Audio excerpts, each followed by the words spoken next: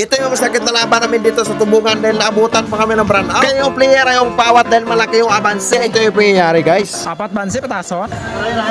Bansi, tama ba? Diyan na pustaman. Diyan na pusta.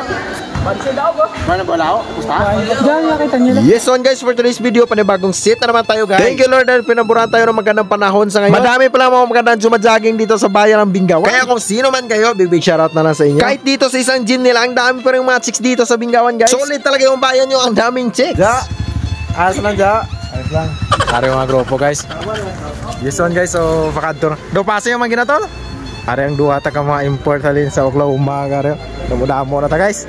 Nagdamo na kami guys. Ngayong araw pala guys, may nagpasit sa atin taga-tubungan. Kahit ganito yung dinadaanan natin, go pa rin tayo guys. Syempre walang makapagpigil sa amin guys, tarot. At ganito kami kadami pag magdayo kami sa isang barangay or sa isang lugar. Kaya sa mga gusto makipag-sit sa amin, again, mas priority namin yung Fiesta, Dispiras, or Open Liga. Syempre hindi katagalan, start na ng laro natin guys. At sa unang bulan, nakapuntos kagad si Kevin. Pupuntos din sana si Jojo ng palpal. Pero wag ka dahil nabawi ni Jojo ng 1 point. At naka-hook shot din si Kevin. Parang dalawa lang yung lumalaro. Teka, Jojo agad ng hook shot, easy 1 point na naman. Pero wag ka, binawi ka agad ng kalaban, naka-easy 1 point na naman yung kalaban sa amin. Buti lang magaling din si Mike magkuha ng foul sa kalaban. Kaya easy 1 point para kay Mike sa free throw. Damasagin tumira 1 point.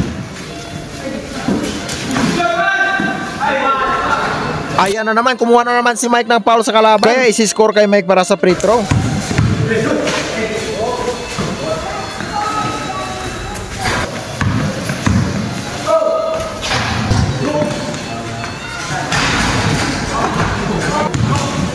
Counted.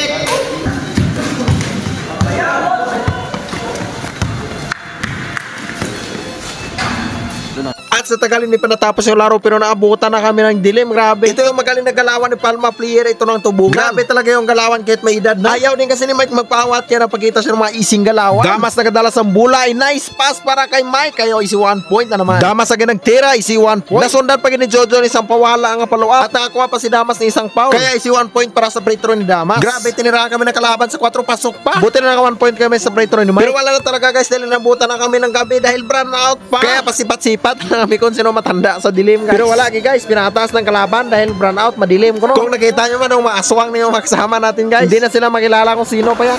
Dito na rin pwede yung patas. Kung kita mo, bansi kita mo no? Pila bansi? Apat bansi patason. Dako bansi.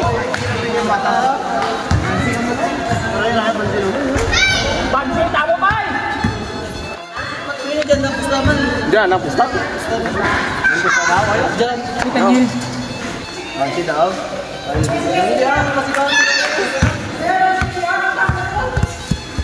Ito yung normal. Ang gano'n. Sigar man to sa agwa. Ha?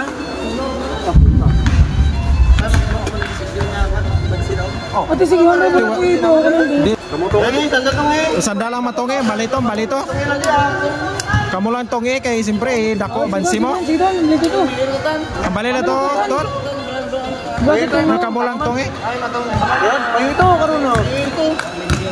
Ano kung di mo referring na Binais ni Kao.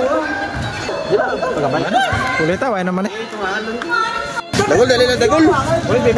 Tawa yung malam ka 50 na to.